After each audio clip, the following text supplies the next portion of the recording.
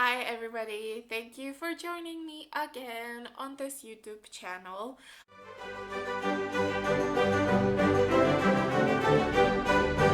Lately, as it's December and Christmas is so close and the New Year is so close, and I have seen a lot of Christmas/New Year content on YouTube, so I was inspired to do something similar, except music related. I would like to talk about the 10,000 hour practice rule.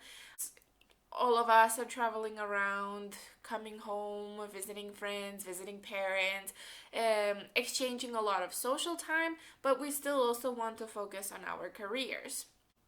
So I did a little bit of research because I actually didn't know a lot about the 10,000 hour rule, except that, you are only good if you practice for 10,000 hours.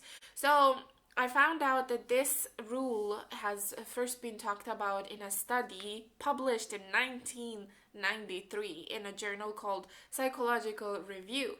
And there it stated that the very best expert players, those who were considered elite, were the ones who had practiced the most.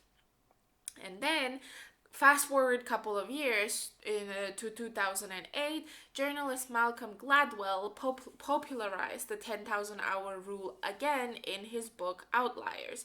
I will mention that the 10,000 hour rules means that throughout your lifetime you have accumulated 10,000 hours, and after that you're considered to be a professional. So you get the meaning. So then I was thinking, it's like, but is this really doable or plausible? I advocate for the thing that if you're not practicing productively or deliberately into the practice room, you can practice as much as you want to, and you can even have 20,000 hours, but it won't matter at the end of the day. A lot of people have been trying to replicate this again and publish new studies, and people are finding out that actually the practice, or how much you practice, amounts for about only a quarter of the skills.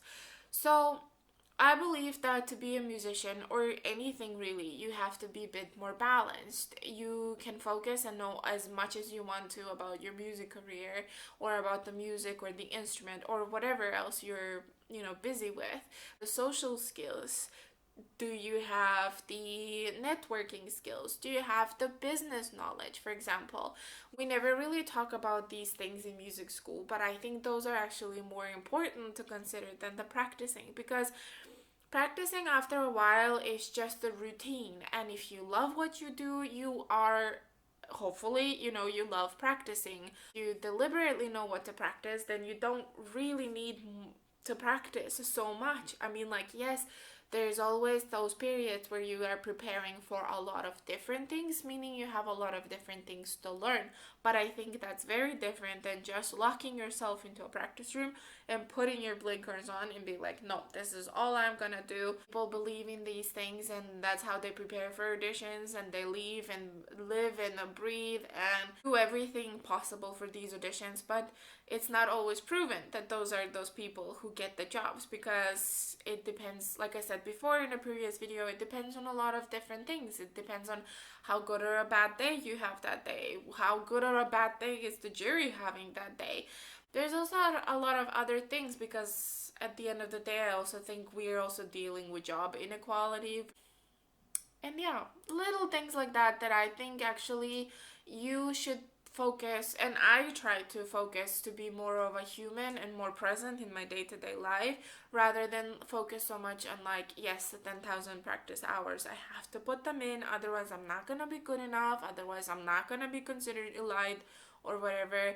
I found out that the more I have focused on practicing so much and avoiding the rest of my life and everything else that happens, is that when I get a rejection, or I get a no, because I just get a no, then it affects me more, and I'm very harsh on myself, and I'm very, very strict then going on forward. Or I would also often get into a negative space and be like, well, if I've practiced so much, then why didn't I get the job? Then does it matter if I practice that much?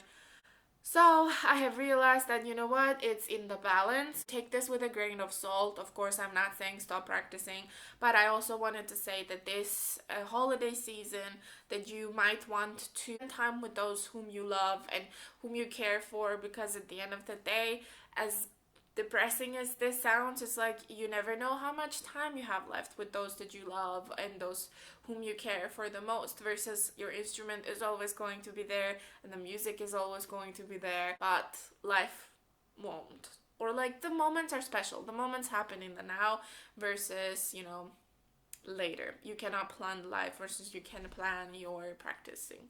So, with that in mind, keep your practicing time deliberate this season and focus on what you want to learn and focus on what you want to experience and spend as much time as you want to or as little time as you want to in the practice room. I will see you in a video again. Bye.